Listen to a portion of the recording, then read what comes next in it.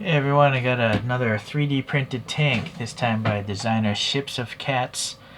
He sells stuff on Taobao, so I'm afraid people in the Western world might not be able to buy these at all, because Taobao restricts certain countries. And with tariffs and stuff like that in America, you'd be messed up anyways. Alright, so I'm going to read some Wikipedia here. The Leopard 2 is a third generation main battle tank developed in Germany by Kraus Maffei. I'm probably not pronouncing that correct. It was developed in the 1970s and entered service in 1979, but is still used today by many countries, even outside of Europe. Like Canada has a bunch of these things. So it's been in a few conflicts as well, and its main cannon here is a 120 millimeter smoothbore. A variation of this cannon is in the M1 Abrams tank. It's powered by a V12 engine. That engine makes around 1500 PS or horsepower. There's been, I think, 7 or 8 variations of this tank, but today is the 2A6, the 6th variation, which is somewhere in the 60-ton range as far as its weight goes. There's a crew of 4, I assume maybe 1 driver and 3 up there, or 2 and 2, I'm not sure. It's got a lot of composites and stuff. These little angled wedges are actually hollow on the backside, but it increases the amount of armor, from the actual turret, so I think that's pretty smart. Let's see, torsion bar suspension.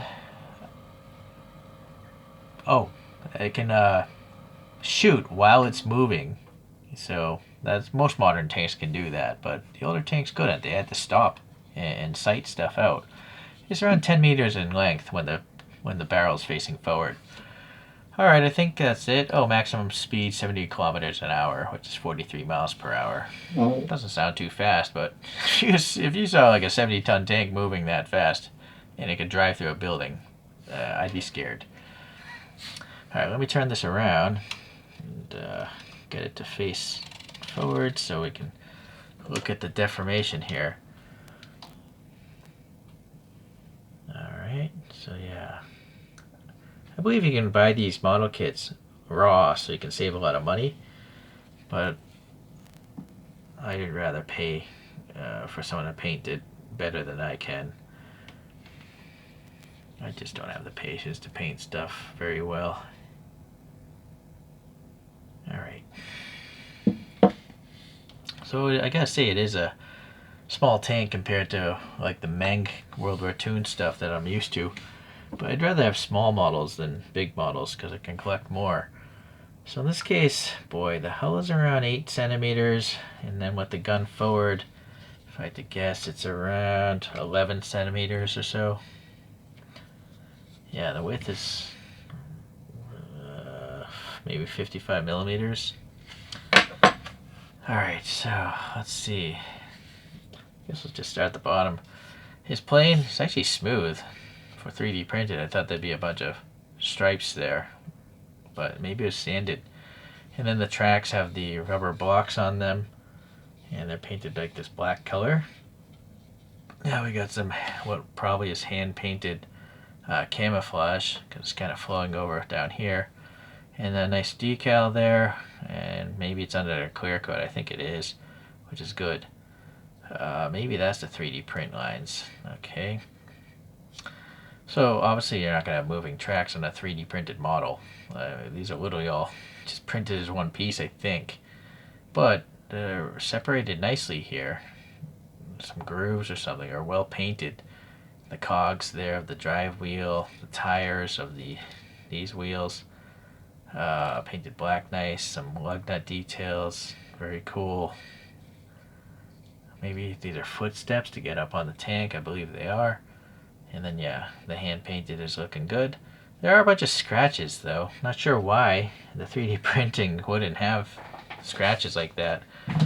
But maybe, I don't know. That's a mystery. I'm not sure why there would be scratches. But being a tank, it doesn't really bother me. It's just wear and tear for me. Some sort of vent detail, and then a little panel detail there. Going around here, we have all these vents here for the rear exhaust, I guess. And then the lights are painted nicely. These little hazard decals are nice. Yeah, a license plate, I suppose. Some tow hooks. Okay, so all you'll notice the camo's going up around the objects as well. Except for this one. Yeah, I'm not sure why that's black. Separate piece maybe later? I don't know. Or actually, no, there is black there. Yeah, alright, well, anyways. Still looks nice. This side here. Yeah, it's weird. I wonder if the person, maybe the person intentionally designed gouges in this thing. Because, again, there's no reason for these gouges to be here. If it was 3D printed, it would actually look more perfect. So, possibly intentional. I don't know what, some sort of other venting. Maybe there's a different motor here or something. Auxiliary power unit or something. Okay, moving our way up. Well, to the front top area, or front. Decal there, some headlights painted white. Possibly extra tracks here. And I don't know what these would be. Maybe extra armor plates. And hooks again, tow hooks.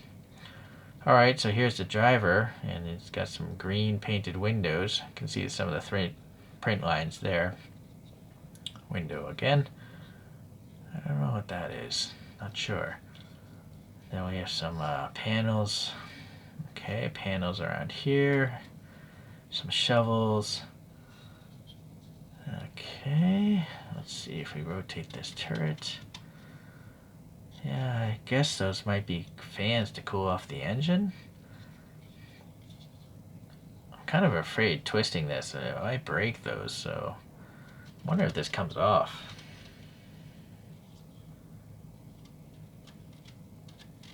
I don't know. I don't want to break it. Alright, just some other details. I don't know what they are exactly. It's mostly hidden by the turret anyways. I don't know what this would be. Maybe, I bet that's a rear-facing camera, but there's no dot there, which is unfortunate. Alright, well, back to the turret. On the back of the turret, we got some venting.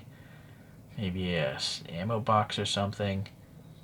Around here, some other container. These are the smoke dischargers. But I think the top is, well,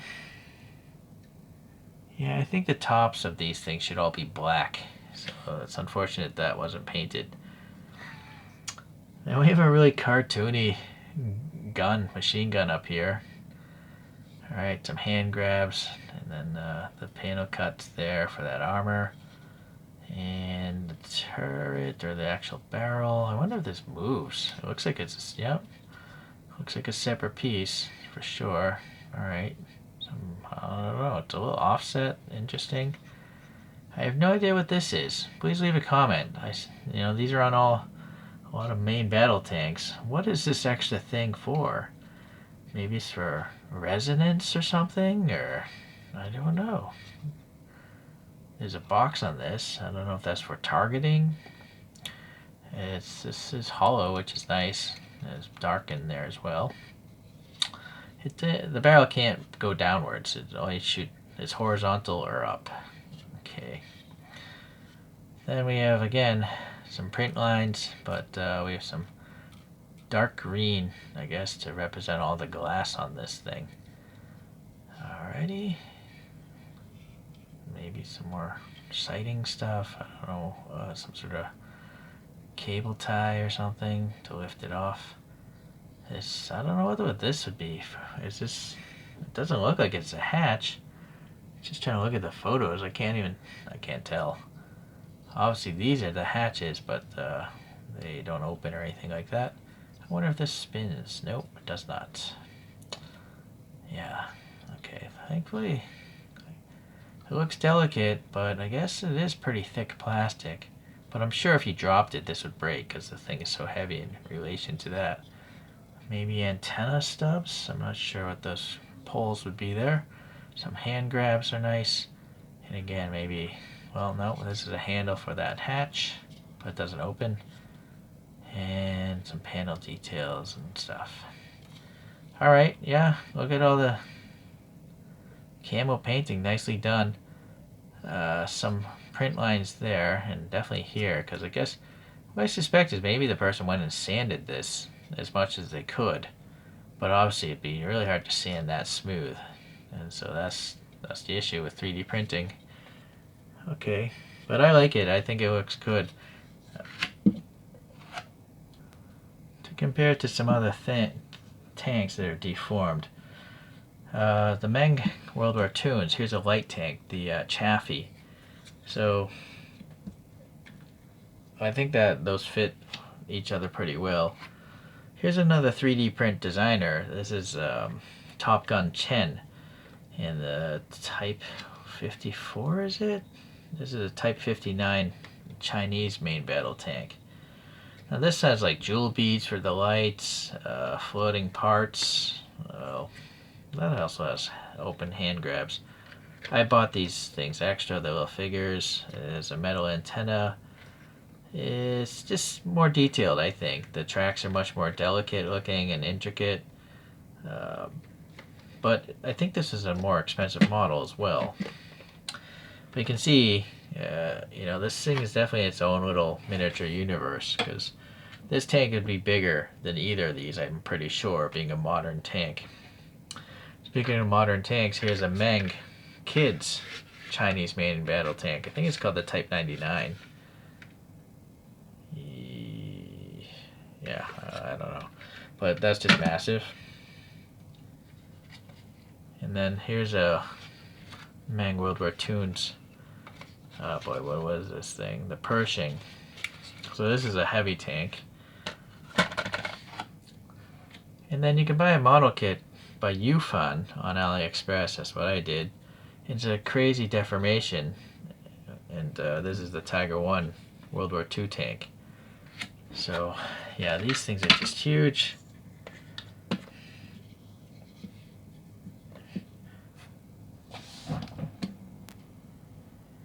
That's totally, well, I would say like, this is totally in its own league of deformation. Doesn't really fit in with anything really, but it's awesome. It's one of my favorite ones. This I just feel is way too small to pose well with these other branded products. Whereas this one I think can pose with the Mengs a lot better. But again, bigger stuff you can't collect as much. At least I can't. So I actually do appreciate this small one. And I don't need it to blend in with my other collections. My mind can get around the fact that it's a cartoon tank and doesn't need to be big or small or whatever. It's just what it is. Alright, so very neat. So this Ships of Cats person makes an M1 Abrams in the same scale as this, and I think the other one is maybe the Chinese main battle tank. It's possible if I get some extra cash I might buy those as well, because I think this is good enough. It's pretty cool, and I just like the fact that it's already painted and decaled and all that stuff.